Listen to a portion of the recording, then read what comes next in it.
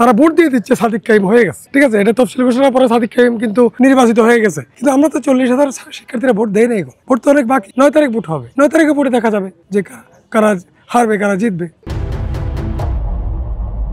এক নম্বর হচ্ছে শিবির, এখানে তাদের পূর্ব সংগঠন ইসলামী ছাত্র সংঘ থেকে তো আলবদর হয়েছে, আলবদর থেকে ছাত্র শিবির হয়েছে। তো আলবদর বাহিনী যেখানে ঢাকা বিশ্ববিদ্যালয়ে যে হত্যাযজ্ঞ চালিয়েছে, সারা বাংলাদেশে যে শিক্ষক ছাত্র বুদ্ধিজীবী নারী তাদেরকে হত্যাযজ্ঞ চালিয়েছে, তাদের জন্য ক্ষমা চেয়ে যদি শিবির ঢুকে, শিবির যদি ইলেকশন করতো, তাহলে আমাদের প্রশ্ন থাকতো না। শিবির যেহেতু 71 যুদ্ধাপরাধের জন্য ক্ষমা চায়নি। ধরেন শিবির, আমরা সকলে শহীদ মিনারে যাই, স্মৃতিসৌধে যাই, শিবির কখনো শহীদ মিনারে স্মৃতিসৌধে যায়?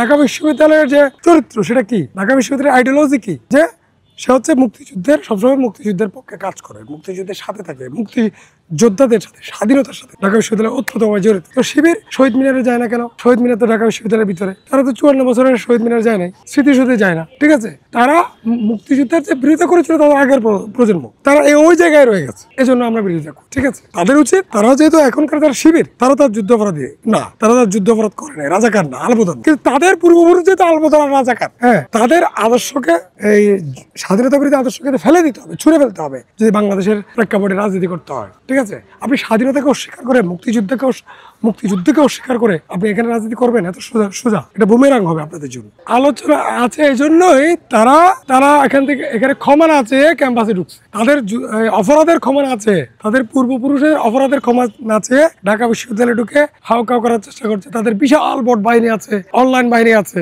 তারা ভোট দিয়ে দিচ্ছে সাদিক কাইম হয়ে গেছে, ঠিক আছে। এটা তফসিল ঘোষণার পরে সাদিক কাইম কিন্তু নির্বাচিত হয়ে গেছে, কিন্তু আমরা তো 40,000 শিক্ষার্থীরা ভোট দেয় নাই। ভোট তো অনেক বাকি। 9 তারিখ ভোট হবে, 9 তারিখে ভোটে দেখা যাবে যে কারা হারবে কারা জিতবে, ঠিক আছে। এর আগে আপনারা জিতে দিলে হবে না তো।